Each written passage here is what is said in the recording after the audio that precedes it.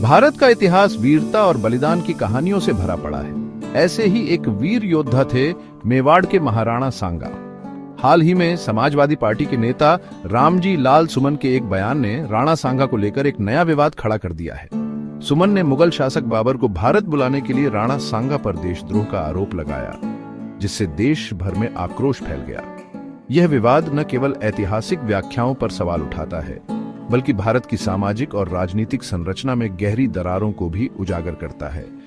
यह लेख इस विवाद के विभिन्न पहलुओं का विश्लेषण करेगा, जिसमें ऐतिहासिक पृष्ठभूमि, राजनीतिक प्रतिक्रियाएं और मीडिया कवरेज शामिल हैं। यह समझना महत्वपूर्ण है कि इतिहास की व्याख्या अक्सर जटिल और बहुआयामी होती है।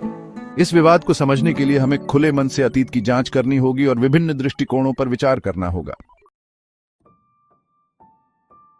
महाराणा सांगा, जिन्हें संग्राम सिंह के नाम से भी जाना जाता है, 16वीं शताब्दी में मेवाड़ के शक्तिशाली शासक थे।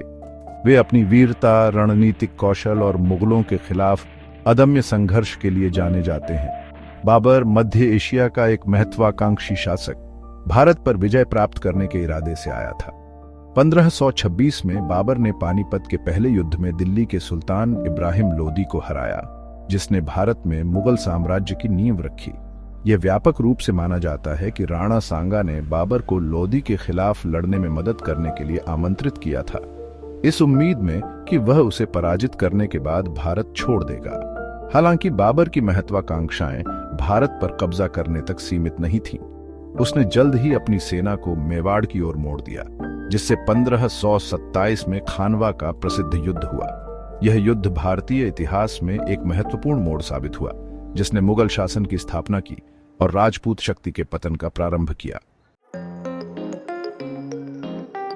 हाल ही में समाजवादी पार्टी के नेता रामजी लाल सुमन ने संसद में एक भाषण के दौरान राणा सांगा पर बाबर को भारत आमंत्रित करके देशद्रोह करने का आरोप लगाया। सुमन ने दावा किया कि सांगा ने व्यक्तिगत महत्वाकांक्षा के कारण राष्ट्रहित को ताक पर रख दिया, जिससे सदियों तक विदेशी शासन का मार्ग प्रशस्त हुआ।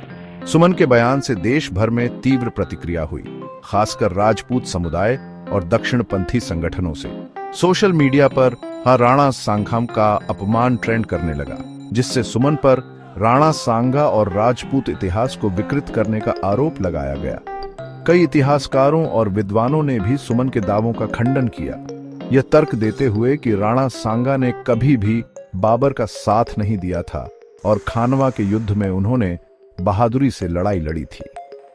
इस विवाद ने भारत में इतिहास की राजनीति और ऐतिहासिक हस्तियों की विरासत पर बहस छेड़ दी है।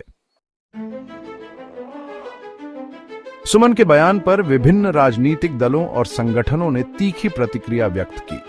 भारतीय जनता पार्टी ने सुमन की निंदा की और उन पर भारतीय संस्कृति और इतिहास का अपमान करने का आरोप लगाया। भाजपा नेता और सांसद महिमा कुमारी मेवाड़ ने सुमन के बयान को दुर्भाग्यपूर्ण और इतिहास की विकृति करार दिया।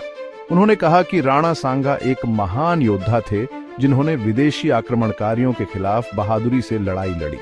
दूसरी ओर सुमन की पार्टी समाजवादी पार्टी ने शुरुआत में उनका बचाव किया, लेकिन विवाद बढ़ने पर चुप्पी साध ली। इस घटना से सपा और भाजपा के बीच तनाव पैदा हो गया, जिससे दोनों दलों के बीच आरोप प्रत्यारोप का दौर शुरू हो गया।